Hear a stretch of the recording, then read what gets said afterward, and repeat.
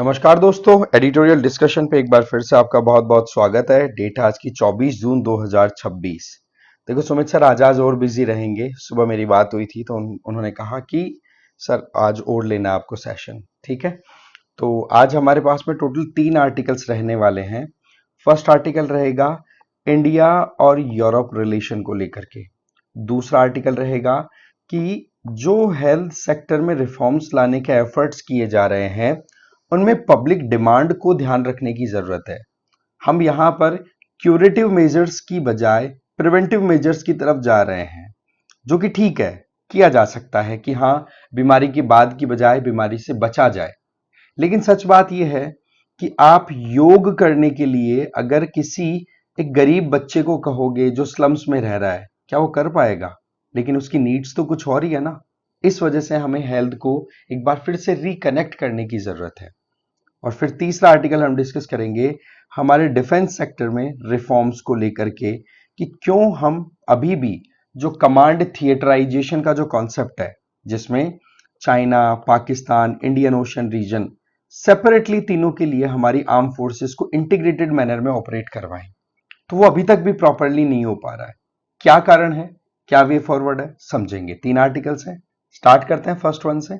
लेकिन आगे बढ़े उससे पहले आप इस क्यूआर कोड को स्कैन कर लो और टेलीग्राम चैनल को ज्वाइन कर लो, जहां पर आपको पीडीएफ शेयर कर दी जाती है, जिससे कि आप टाइमली रिवीजन कर सकें।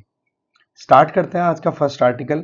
फर्स्ट आर्टिकल हमारा है कि इंडिया और यूरोप को क्यों अपने पोटेंशियल्स को रियलाइज करने की जरूरत है। जीएस पेपर 2 के इस पर्टिकुलर टॉपिक के साथ इसे आप कनेक्ट कर सकते हैं।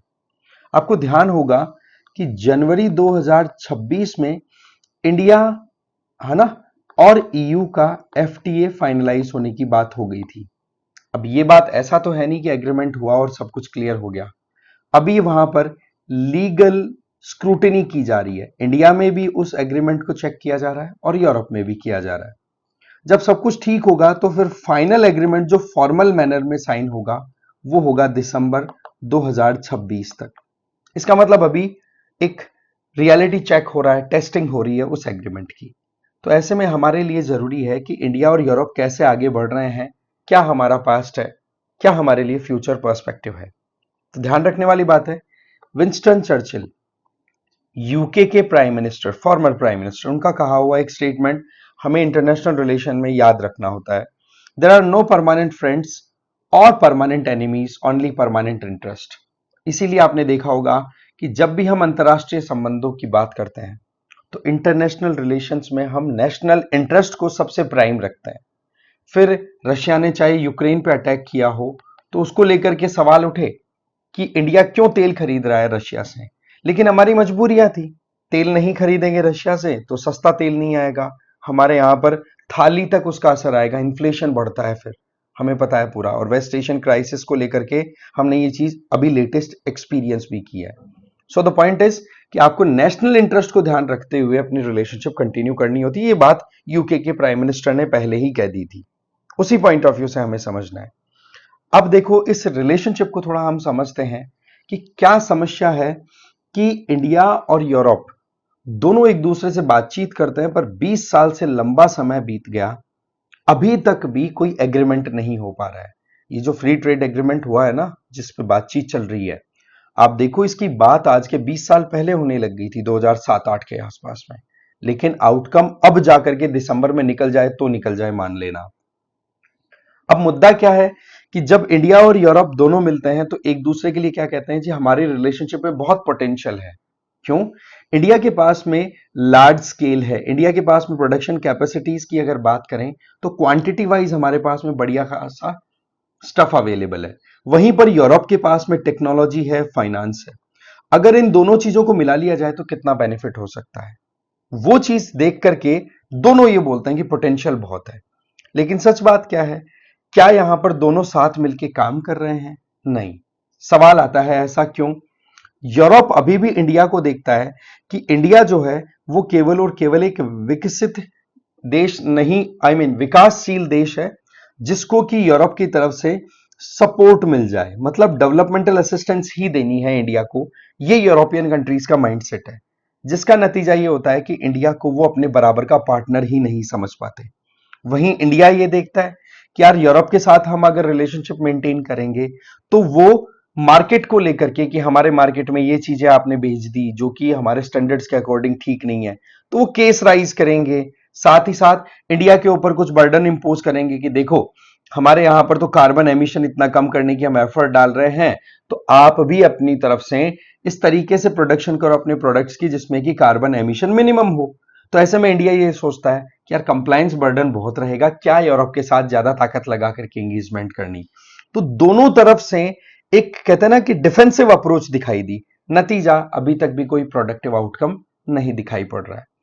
अब क्या है, आज के इंडिया में और पहले के इंडिया में डिफरेंस है, ये बात यूरोप को समझ में आती है और समझनी भी चाहिए। कैसे? आज इंडिया देखो क्या एक पोटेंशियल है जिसको हम एक्सप्लोर करवा सकते हैं। सीधी बात है, मार्केट में किसी से डील करो तो आपके पास में कुछ तो होगा ना जो आप बेच सको, बता सको।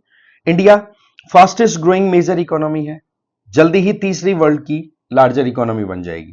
दूसरा, हमारे पास में जो यूरोपियन यूनियन का एक नया पुराना पर्सपेक्टिव है कि इंडिया तो केवल सपोर्ट लेने के लिए है, डेवलपमेंटल असिस्टेंस देनी है, या फिर इंडिया को केवल हमें लेक्चर देना है, ज्ञान देना है कि तुम ये कर सकते हो, वो टाइम बीत गया है। अब हमें नए मॉडल पे काम करना है। इंडिया की ग्रोथ को यूरोप रिकॉग्नाइज करे और को क्रिएशन पे चले। सिंपल बात, साथ मिलकर के काम किया जाए। ये चीज यहां पर इंडिया की ग्रोथ ट्रेजेक्टरी सीधा पुश करती है।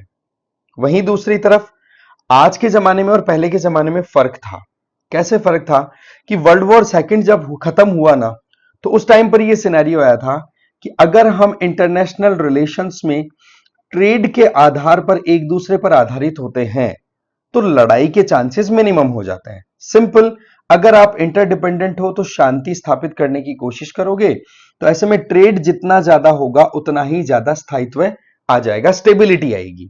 लेकिन आज की सच्चाई हम उठा करके देखें, जितना आप विदेशों पर आधारित हो उतना ही ज्यादा आप वल्नरेबल हो जाते हो, उतना ही ज्यादा संवेदनशील हो जाते हो। और फिर आपके ऊपर जो डिपेंडेंसी है, जैसे यहां पर हम एक एग्जांपल के तौर पे देखते हैं कि रशिया ने यूक्रेन पर अटैक किया और रशिया से यूरोपियन यूनियन बहुत तेल और एनर्जी खरीदा करता है। तो उस केस में क्या हुआ कि यूरोपियन यूनियन ने रशिया पे दबाव लगाने की कोशिश की कि भाई यूक्रेन पे क्यों अटैक कर रहे हो तुम। लेकिन क्या रशिया रुका? नहीं, उल्टा रशिया ने यूरोप को जो तेल सप्लाई देनी थी उसके ऊपर अपनी ब्लैकमेलिंग शुरू कर दी कि तेल चाहिए है कि नहीं, शांति से बैठे रहो। एग्जैक्टली चाइना क्या कर रहा है, जो रेयर अर्थ मिनरल्स है, semiconductor material, lithium, cobalt etcetera, इनकी सप्लाई को लेकर के चाइना अपना 90% से ज्यादा डोमिनेंस रखता है, हमें पता है। लेकिन अब चाइना वहां पर ब्लैकमेलिंग करना स्टार्ट कर देता है कि मेरे ऊपर डिपेंडेंट हो, मैं जो कहूं वो मानो नहीं, काम नहीं चलेगी। मतलब ये कि एक तो आज के टाइम पे एक दूसरे पर डिपेंडेंसी आपको वल्नरेबल बनाती है, और दूसरा एक दूसरे पर डिपेंडेंसी जिस पर आप आधारित हो उसको लिवरेज देती है। जैसे कि यहां पर यूक्रेन वॉर के टाइम पर आपने क्या नोटिस किया कि रशिया ने उस लिवरेज का यूज किया और चाइना अभी रेयर अर्थ मिनरल्स को स्ट्रेटेजिक वेपन के तौर पर यूज कर रहा है।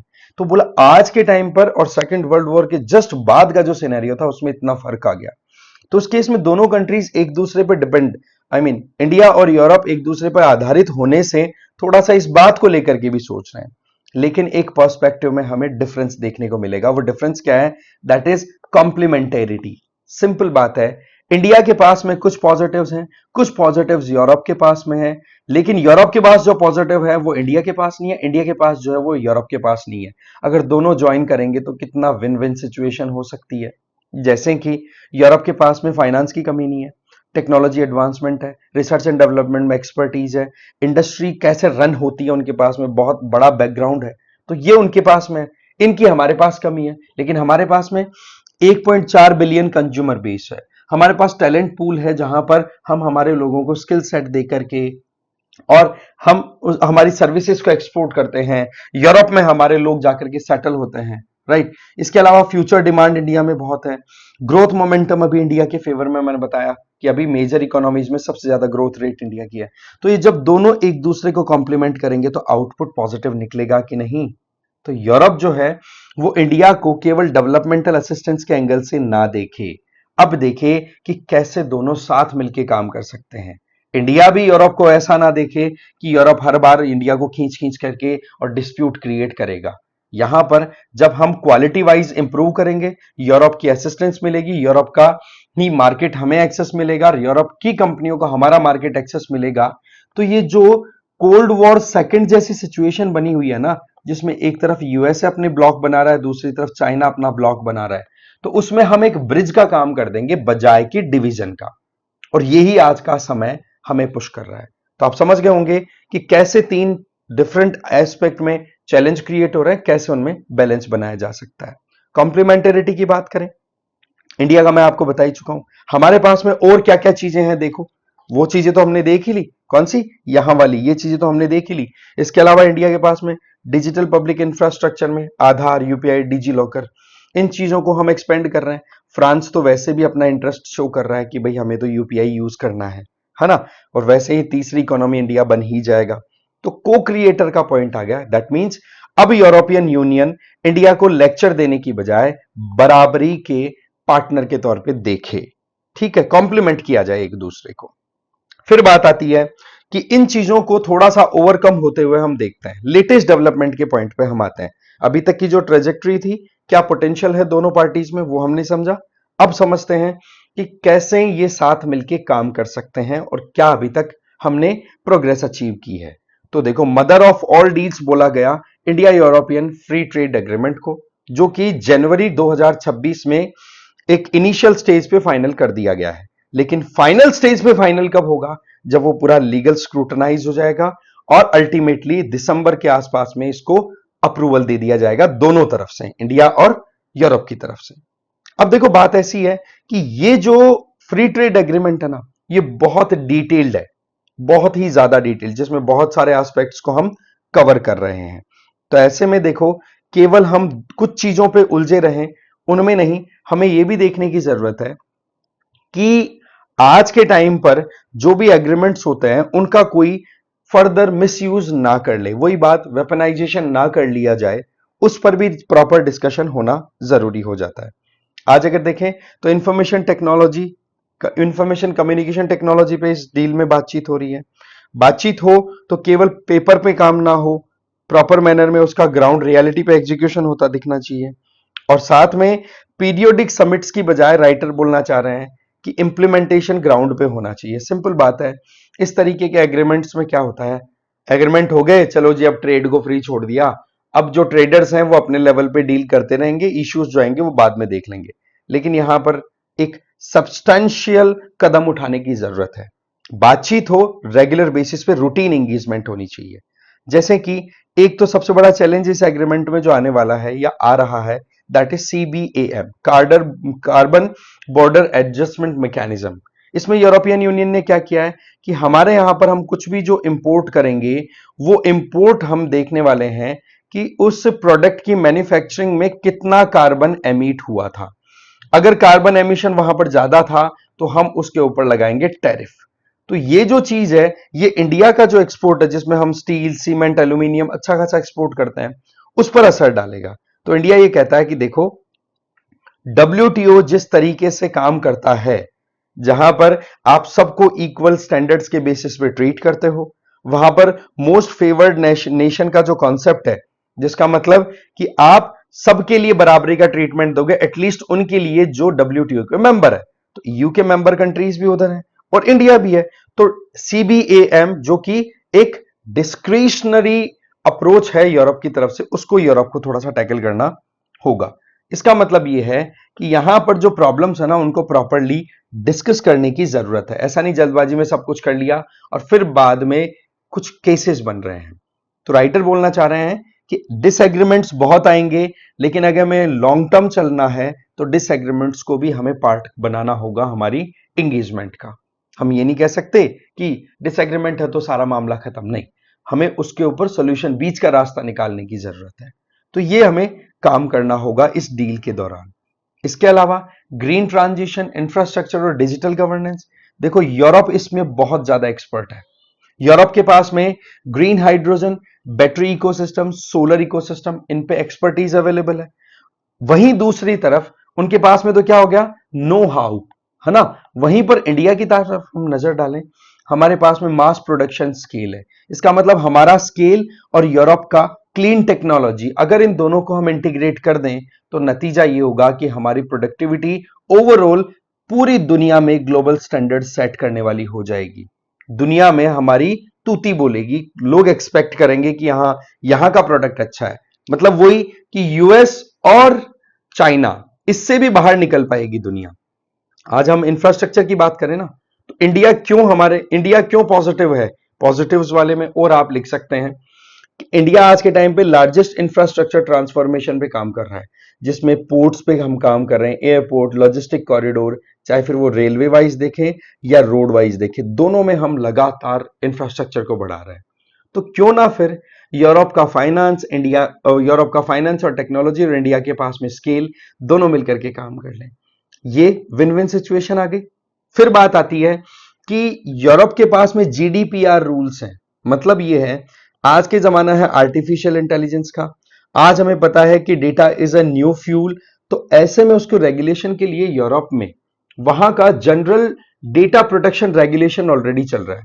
वहीं पर डिजिटल पब्लिक इंफ्रास्ट्रक्चर की बात करें, आधार, यूपीआई, डिजी लॉकर एटसेट्रा, ये इंडिया के पास में। तो हमारा स्केल और वहां की स्टैंडर्ड सेट करने की एबिलिटी, अगर वो भी साथ में चले, तो एआई और डेटा को रेगुलेट करने के लिए स्टैंडर्ड रूल रेगुलेशन सेट करने में दोनों एक दूसरे का साथ दे सकते हैं कि नहीं। एक और पॉजिटिव कन्वर्जेंस की बात हमने कर ली। फिर हम ये बात ऑलरेडी मैंने आपको अच्छे से समझाती है। इसका मतलब हमें इसको सम अप करें तो आपको एक चीज क्लियर हो जाएगी कि सही मायने में अगर देखा जाए ना, तो स्केल जब गवर्नेंस के साथ मीट कर जाए, इसका मतलब इंडिया की साइज, यूरोप की रूल दोनों मिल जाएं, तो ऑटोमेटिकली दुनिया में कटिंग एज टेक्नोलॉजी बेसिस पर जो भी लेटेस्ट डेवलपमेंट्स आ रहे हैं, उनको एक्सेप्ट करने के लिए एक ऑप्शन बनेगा। दूसरा, जो कोल्ड वॉर सेकंड के टाइम पे बाइपोलर वर्ल्ड बनता चला जा रहा है, उसको हम फिर बैलेंस कर पाएंगे। ठीक है। जियोपॉलिटिकली देखा जाए तो क्या किया जाए? देखो, आज मैंने बताया कि वेस्ट जिस तरीके की सिचुएशन में पहले डोमिनेट करता था, वो आज परिस्थितियां नहीं है। आज एशिया, अफ्रीका, ग्लोबल साउथ के वो कंट्रीज जो पहले कॉलोनीज हुआ करते थे, आज लगातार पावर में अपनी पोजीशन को स्ट्रांग कर रहे हैं। और आज देखा जाए तो समस्या यह है कि वो टाइम बीत चुका है जब डिवाइडेड थी पूरी दुनिया। यहां पर जरूरत है कि अगर दो ब्लॉक्स में दो ग्रुप टूटे हुए हैं, तो उनके बीच में ब्रिज करने का काम किया जाए। और उस ब्रिज करने में यूरोप को भी फायदा है और इंडिया को भी फायदा है। तो हमें ब्रिज बिल्डर के तौर पे काम करना होगा। इंडिया इस चीज के लिए माहिर है। कैसे? हम मल्टी अलाइनमेंट करते हैं। हम यूएसए के साथ एंगेज करते हैं, चाइना के साथ एंगेज करते हैं, रशिया के साथ एंगेज करते हैं। Again, national interest. लेकिन साथ में हम ये भी तो बोलते हैं ना कि एक मल्टीपोलर वर्ल्ड ऑर्डर हमें बनाना है। और साथ में हम ये भी कहते हैं कि ग्लोबल साउथ की वॉइस, और इसका एग्जांपल हमने G20 की 2023 समिट, उसमें अफ्रीकन यूनियन की एंट्री कराई हमने किसमें? G20 समिट में। तो इस तरीके से हम अपनी तरफ से एक ब्रिज का काम ऑलरेडी कर रहे हैं। तो ये चीज यूरोप के लिए बेनिफिशियल है। कैसे? कि हमें पता है कि जब से यूएसए के प्रेसिडेंट डोनाल्ड ट्रंप बने हैं, तब से यूएसए यूएस फर्स्ट की बातें कर रहा है, यूरोप से खुद को दूर कर रहा है, यूरोप को एक लाइबिलिटी के तौर पे कंसिडर कर रहा है। तो यूरोप वहां पर जितना ज्यादा यूएसए पे डिपेंड करता है ना, उतना ही ज्यादा यूरोप की स्ट्रेटेजिक ऑटोनॉमी कॉम्प्रोमाइज होती है। तो यहां इंडिया से सीख सकता है यूरोप, इंडिया के साथ मिलकर यह काम किया जा सकता है कि आप यूएस नहीं, बाकी दूसरे जो डेमोक्रेटिक वैल्यूज पे चलने वाले देश हैं जैसे कि इंडिया, उनके साथ एंगेज करते हुए भी अपनी स्ट्रेटेजिक ऑटोनॉमी को मेंटेन कर पाओगे। तो आप वल्नरेबिलिटी रिड्यूस कर दोगे कि नहीं? इसका मतलब सिंपल है कि इंडिया का मल्टी अलाइनमेंट ऑटोमेटिकली यूरोप को एक स्ट्रेटेजिक ऑटोनॉमी प्रोवाइड करेगा, जो यूरोप की अभी नीड है। ठीक है। तो इस तरीके से एंगेजमेंट आ रही है जियोपॉलिटिकली। फिर हम बात करें, ये मैं कोल्ड वॉर वाला केस ऑलरेडी आपको समझा चुका हूं। तो 21st सेंचुरी के लिए राइटर बोलना चाह रहे हैं कि ये वो समय नहीं है जब दीवारें खींच करके आप ब्लॉक्स में डिवाइड हो जाओ। ये समय है ब्रिज बनाने का, एक दूसरे के साथ जोड़ बना करके। अगेन वही बात, विंस्टन चर्चिल वाली बात, कि नेशनल इंटरेस्ट को आप प्रायोरिटी पे रखो। आपकी क्या इंपॉर्टेंस है, किन चीजों को आप वैल्यू देते हैं, उन पे ध्यान दो। वही चीज यहां पर हम समझ सकते हैं। ये पूरे के पूरे कीवर्ड्स हमने एक एक करके अच्छे से समझे। आंसर राइटिंग में आप डेफिनेटली इनको यूज कर सकते हैं। ठीक है। इसके अलावा आपके लिए प्रीलिम्स प्रैक्टिस क्वेश्चन है CBAM पे। ध्यान से पढ़ना है इस क्वेश्चन को, पॉज कर लो वीडियो को, आगे तभी जाना है जब इसको आप सॉल्व कर लो। ठीक है। फिर अगला क्वेश्चन है डिजिटल पब्लिक इंफ्रास्ट्रक्चर से रिलेटेड। अगेन वही पॉज करो, क्वेश्चन को सॉल्व करो, बहुत ही इजी लेवल का क्वेश्चन है, ज्यादा डिफिकल्ट नहीं है ये, ठीक है। फिर आपके लिए मेंस की बात करें तो इंडिया यूरोप रिलेशनशिप को लेकर के ये एक बहुत ही अच्छा फ्रेम किया हुआ क्वेश्चन है, जिसमें the India Europe relationship has long suffered from the potential trap in the era of weaponisation of dependence, critically analyze how both regions can transition from strategic admirer to genuine economic partner। आप यहां पर weaponisation of dependence में coat कर सकते हैं कि Russia ने कैसे ब्लैकमेल किया है और चाइना कैसे ब्लैकमेल कर रहा है पूरी दुनिया को रेयर अर्थ मिनरल्स का नाम लेकर के, राइट। तो उस पॉइंट ऑफ व्यू से आप स्टार्टिंग दे और फिर जो चैलेंजेस हैं वो पहले बताओ, फिर जो सॉल्यूशंस हैं वो आप बताओ और फिर कंक्लूड आप कर सकते हैं, ठीक है ना। चलो जी आगे चलें। नेक्स्ट आर्टिकल है reconnect public health with people's need. Article को मैथ्यू जॉर्ज ने लिखा है। देखो मुद्दा जीएस पेपर 2 के हेल्थ वाले इश्यू से आप कनेक्ट कर सकते हो। समझते हैं क्या है पूरा मामला, ये हमारा लेक्चर फ्लो रहेगा, इस पर्टिकुलर आर्टिकल को डिस्कस करेंगे तब। देखो आज हमारे देश में डेमोग्राफिक डिविडेंड है, इसका मतलब सिंपल है कि हमारी जनसंख्या का 65 से 68% हिस्सा ऐसा है जो कि सीधा 15 से 64 साल की एज ग्रुप में है। इसका मतलब वर्किंग एज पॉपुलेशन बहुत ज्यादा है, बच्चे और बूढ़ों की संख्या कम है, इसका मतलब निर्भरता जो है वो कम है। पर सवाल यह आता है कि जब तक आपकी वर्क फोर्स, आपकी लेबर फोर्स हेल्दी नहीं होगी तब तक क्या आप प्रोडक्टिव वाले काम कर सकते हैं? Answer is no. हमें अच्छी हेल्थ, फिजिकल, मेंटल और वेलबींग इंश्योर करनी है तो उसमें सबसे बेसिक ये चीज होती है कि हम यूनिवर्सल हेल्थ कवरेज को प्रमोट करें। सवाल है कि क्या यूनिवर्सल हेल्थ कवरेज हमारे यहां पर है? तो इसका जवाब कागजों में तो बिल्कुल है। ग्राउंड रियलिटी की बात करें तो इशू आएगा और उसे ही हमें टैकल करना है। अब देखो यूनिवर्सल हेल्थ कवरेज का मतलब होता है कि एक इंडिविजुअल को कोई भी अगर बीमारी हो गई तो उस बीमारी का ट्रीटमेंट लेने के लिए उसको ज्यादा पैसा खर्च ना करना पड़े, या तो सरकारी खर्चे पर ही उसका काम हो जाए या उसके पॉकेट में जितना पैसा उससे वो अफोर्ड कर ले। That is universal health coverage care. लेकिन सच बात क्या है कि आउट ऑफ पॉकेट एक्सपेंडिचर अभी भी कंट्रोल में नहीं आ रहा। जाते हैं बिल पे करने के लिए और जितना 100 रुपए का मान लो बिल पे किया है तो उसमें से ज्यादा भी नहीं तो 39 से लेकर के 47 रुपए तक का तो आप उधार लेकर के कर रहे हो। अब आप समझ लो कि उधार के पैसे से अगर हेल्थ कवरेज आ रहा है तो क्या यूनिवर्सल हेल्थ कवरेज बोला जाएगा? नहीं। अब देखो पॉलिसीज बन रही हैं, बहुत सारी बातें हो रही हैं, लेकिन ये वोट बैंक, केवल वोट मिल जाए, ग्राउंड पे कोई एग्जीक्यूशन नहीं दिख रहा।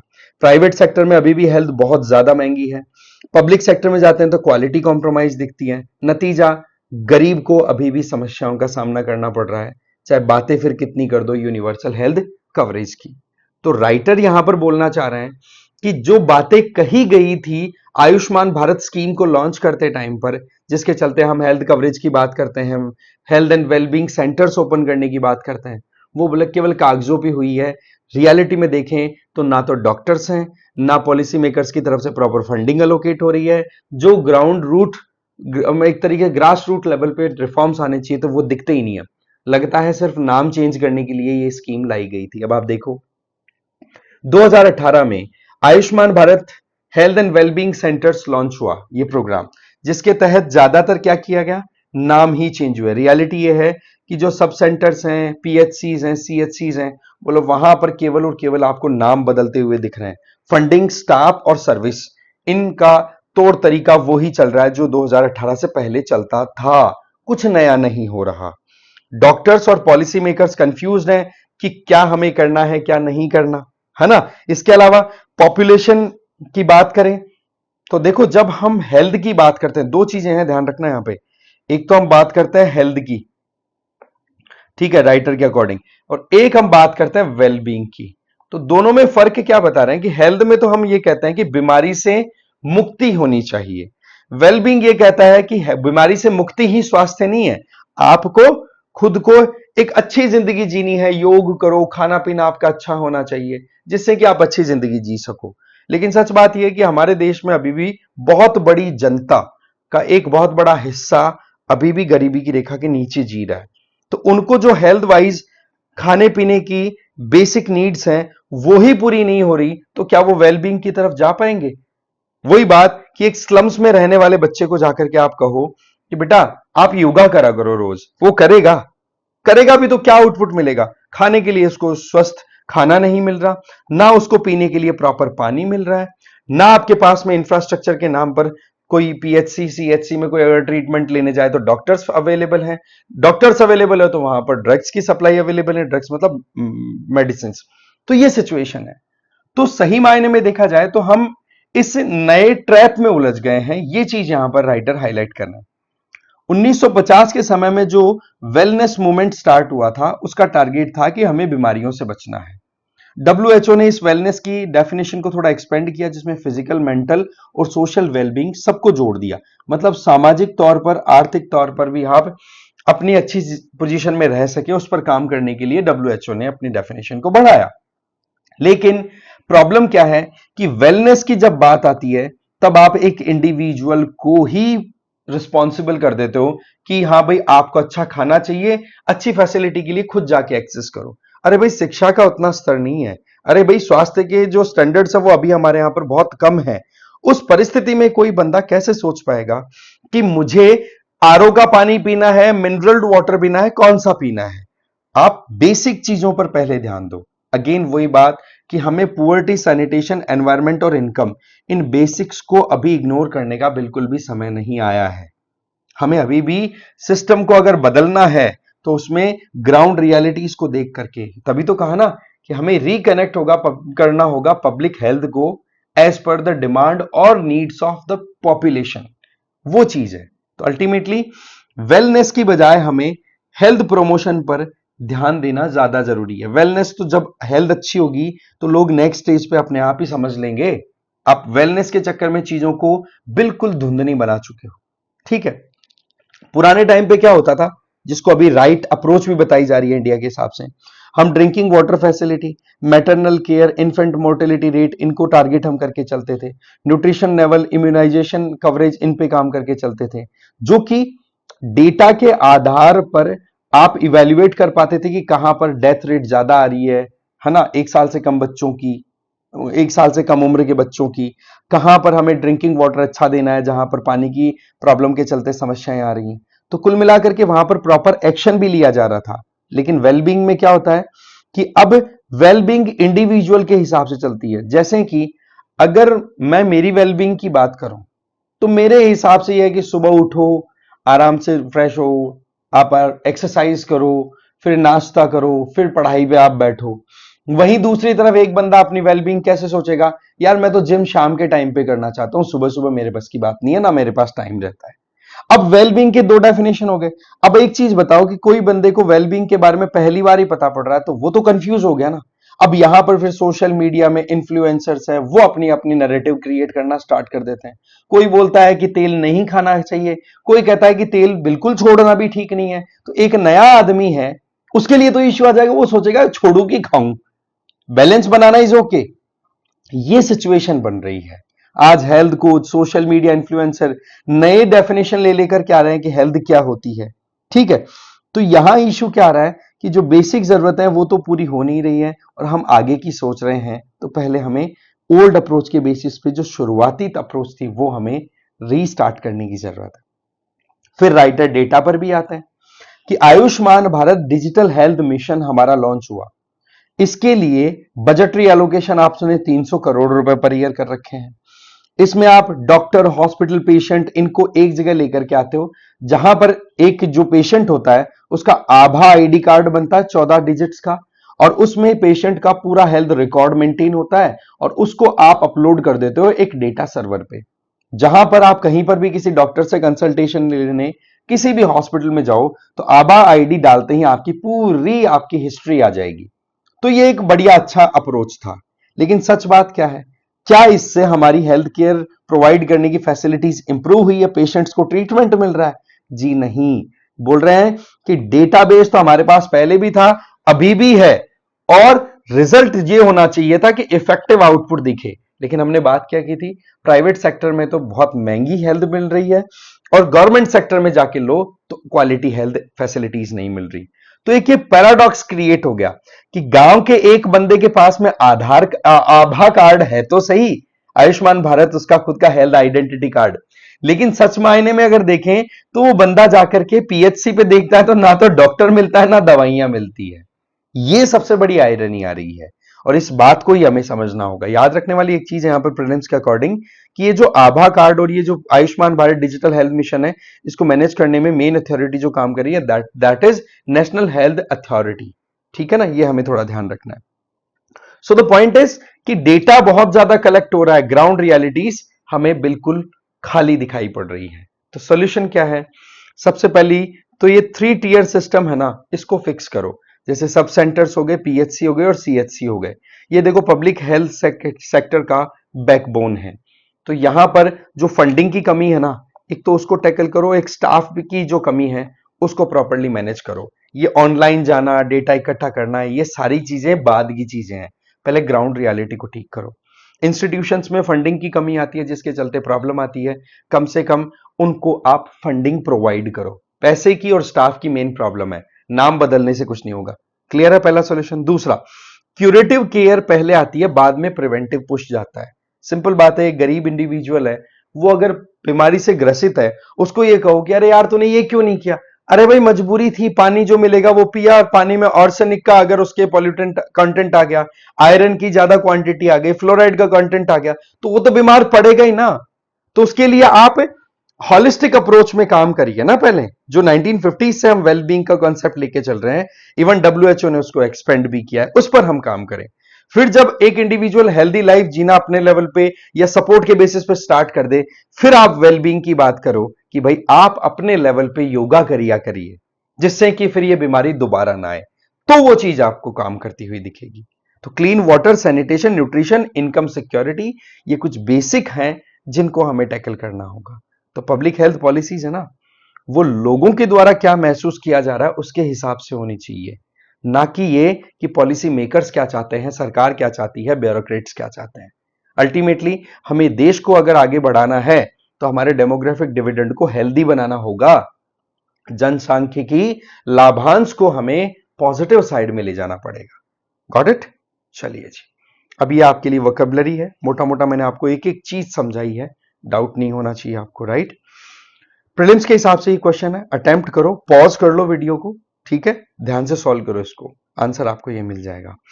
फिर आपके लिए मेंस के 2020 में भी क्वेश्चन है, 2015 में भी है, और अब की बार एक्सपेक्टेड इस तरीके से हम क्वेश्चन को देख सकते हैं कि डिजिटल ट्रांसफॉर्मेशन और वेलनेस पैराडाइम जो आया है वो आज की जरूरतें हैं, लेकिन क्या ये फाउंडेशनल स्ट्रेंथ को रिप्लेस कर सकते हैं? अगर हम प्राइमरी हेल्थ की बात करें, क्रिटिकली इवेल्युएट करो, आर्टिकल को देखते हुए आप आराम से इस क्वेश्चन को अटेम्प्ट कर सकते हो।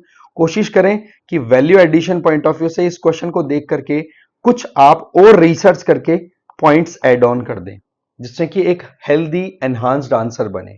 ठीक है, चलो अब नेक्स्ट आर्टिकल पे चलें। चलो जी, हमारा नेक्स्ट आर्टिकल आ जाता है दोस्तों, military reforms are not a one man act. GS paper 3 में सिक्योरिटी वाला जो हमारा टॉपिक है उसके साथ आप इसको कनेक्ट कर सकते हैं। दीपेंद्र सिंह हुड्डा जी के द्वारा लिखा आर्टिकल है। देखो जी, सीधी बात है, हमारे यहां पर एक बहुत ही इंपॉर्टेंट पोजीशन क्रिएट हुई 2018-19 में, that is chief of defence staff. Simple बात है, हमारे 3 आर्म फोर्सेस की हम बात करते हैं, एक तो आर्मी, एक नेवी और एक एयरफोर्स। अब होता क्या है कि इन तीनों के साथ में अगर कोई भी तरीके का डिस्कशन करके हम कोई टारगेटेड मैनर में, मान लो एनिमी के लिए हम प्लान करें, हमारे ऊपर जो थ्रेट्स हैं बॉर्डर एरियाज में एक्सटर्नली, उनको टैकल करने की बात करें, तो एक तो ये होता था कि तीनों को अलग अलग डील करना पड़ता था, तीनों को पहले बुलाओ, बातचीत करो। लेकिन एक रास्ता निकाला गया कि इनके ऊपर भी एक एंटिटी हो जिसको हम चीफ ऑफ डिफेंस स्टाफ बोलेंगे, जो कि इन तीनों के साथ कोऑर्डिनेट करेंगे और फिर वो पॉलिटिशियन और ब्यूरोक्रेट्स के साथ मिलकर के पूरी पॉलिसी मेकिंग में काम कर सकेंगे, जिससे कि मिलिट्रीली हमें क्या काम करना है। फॉर एग्जाम्पल, चाइना के लिए अगर हमें तैयारी करनी है तो हम हिमालयन इकोसिस्टम की भी बात कर लें, इंडियन ओशन रीजन में चाइना का स्ट्रिंग ऑफ पर्ल्स प्रोग्राम के तहत जो एक्सपेंशन हुआ, जो बढ़ावा हुआ है, उसके लिए भी हम प्लान करें तो यहां पर तीनों का रोल आ गया, आर्मी, एयरफोर्स और नेवी। पाकिस्तान की बात करें तो रेड क्लिफ वाला रीजन, एलओसी वाला रीजन, अक्साई चिन वाला रीजन, यहां पर हमारी तैयारी होनी चाहिए कि पाकिस्तान को हम इंटीग्रेटेड मैनर में कैसे टैकल करें। तो उसके लिए क्या किया जाए, हमें एक थिएटर बनाना होगा। थिएटर का मतलब कि हमारे तीनों आर्म फोर्सेस के बीच में एक प्रॉपर कॉम्बिनेशन, जो कि मिलकर के दुश्मन को घुटने पे ला दे। जैसे ऑपरेशन सिंदूर के दौरान देखा, आपने सुना होगा कि इंडियन नेवी भी बिल्कुल रेडी थी। एयरफोर्स की तरफ से एकदम पाकिस्तान की टेरिटरी में जा जा करके हमने बॉम्बिंग भी करवाई है, हमारे ड्रोन्स भी भेजे, हमने टारगेट अच्छे से किया, ब्रह्मोस तक का भी हमने हिट किया। और वहीं पर आर्मी बिल्कुल रेडी थी ग्राउंड इन्वेजन के लिए कि कब हमें आगे बढ़ना पड़े। तो ये जो कॉन्सेप्ट था जिसमें आपने तीनों को इंटीग्रेट कर दिया, this is known as theatrisation, है ना। लेकिन सच बात क्या है कि हमारे यहां पर इस तरीके की अप्रोच हम तब अपनाते हैं जब क्राइसिस आ जाता है। तो ये एक कंसिस्टेंटली मेंटेन होने वाली चीज है। तो यहां पर राइटर इन्हीं चीजों को हाईलाइट भी कर रहे हैं कि कितना हम काम करने की सोच रहे हैं लेकिन ग्राउंड रियलिटीज कुछ और हैं। तो सॉल्यूशन की बात भी हम कर लेंगे। करें शुरू। देखो, चीफ ऑफ डिफेंस स्टाफ की मैंने आपको बात कर दी, लेकिन सबसे बड़ा इशू क्या आता है कि क्या तीनों आर्म फोर्सेस को सीडीएस कमांड करते हैं? नहीं, वो केवल कंसल्ट करते हैं और उन कंसल्टेशन को गवर्नमेंट से डिस्कस किया करते हैं। थिएटराइजेशन की बात करें तो क्या इंटीग्रेशन एकदम प्रॉपर हो गया? जी नहीं, कंप्लीट थिएटराइजेशन अभी भी बाकी है, पेंडिंग है। जबकि 2019 में ये कॉन्सेप्ट आ गया था, उस टाइम के सीडीएस हमारे हुआ करते थे। मतलब आप 2019 में इसका कॉन्सेप्ट आ गया था, अनिल चौहान जी की तरफ से इसका सजेशन दे दिया गया था। लेकिन पॉइंट क्या आ रहा है कि यहां पर अभी भी वो काम नहीं हो रही। तीसरा इसमें है कि आत्मनिर्भरता का कॉन्सेप्ट हमेशा आता है। मैं कल इंटरनल सिक्योरिटी पढ़ा भी रहा था ना ऑफलाइन क्लास में, तब बड़ी इंटरेस्टिंग चीज आई, पढ़ाते पढ़ाते दिमाग में आई और फैक्ट भी है कि हमें यहां पर मैन्युफैक्चरिंग को एक्सपेंड करना है हमारे देश में। तो इस केस के लिए क्यों ना हम डिफेंस इक्विपमेंट जो इंपोर्ट करते हैं उनके हमारा हमारा प्रोडक्शन का ज्यादा से ज्यादा हम नजर दें। इससे फायदा क्या होगा? इंपोर्ट पे डिपेंडेंसी कम होगी। तो हमने बात की थी ना प्रीवियस आर्टिकल में कि डिपेंडेंसी आजकल वल्नरेबिलिटी को क्रिएट करता है, तो वल्नरेबल भी नहीं रहोगे। अपने खुद का लोकल मैन्युफैक्चरिंग होगी तो लोकल यूथ को जॉब भी मिलेगी और एक्सपोर्ट करके हम फॉरेक्स भी अर्न कर पाएंगे। तो ये जब टारगेट होगा तो जो हम डिफेंस में पैसा लगाते हैं वो फिर यूं नहीं होगा कि डिफेंस में लगाया हुआ पैसा तो खत्म हो गया, नहीं, वो ऑटोमेटिकली हमारी इकोनॉमी के लिए एक अच्छा पुश दे जाएगा। इस तरीके से हम अगर सेल्फ रिलायंट आत्मनिर्भरता के कॉन्सेप्ट पे चले तो कितना अच्छा काम हो सकता है। इसके अलावा एक मुद्दा जो आएगा वो रहेगा इंटीग्रेटेड कैपेबिलिटी डेवलपमेंट प्लान को। होता क्या है कि जब भी आर्म फोर्सेस अपना प्लान तैयार करती है कि हमें क्या प्रोक्योरमेंट करना है, क्या हमारे लिए खतरा है, कितने हमारे पास में शिप्स हों, फाइटर जेट्स हों, कितनी हमारे पास में गन्स हों, इनकी प्लानिंग करते हैं तो वो 10 साल का प्लान लेकर के करते हैं।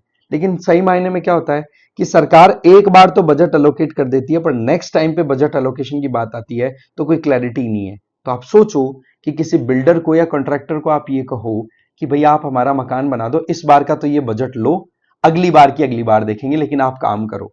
तो वो काम करेगा? पहली बात तो नहीं। और दूसरा, अगर करेगा भी तो फिर वो प्रोजेक्ट क्या टाइम पे कंप्लीट होगा? Answer is no. ये सिनेरियोज हमारे यहां पर बन रहे हैं।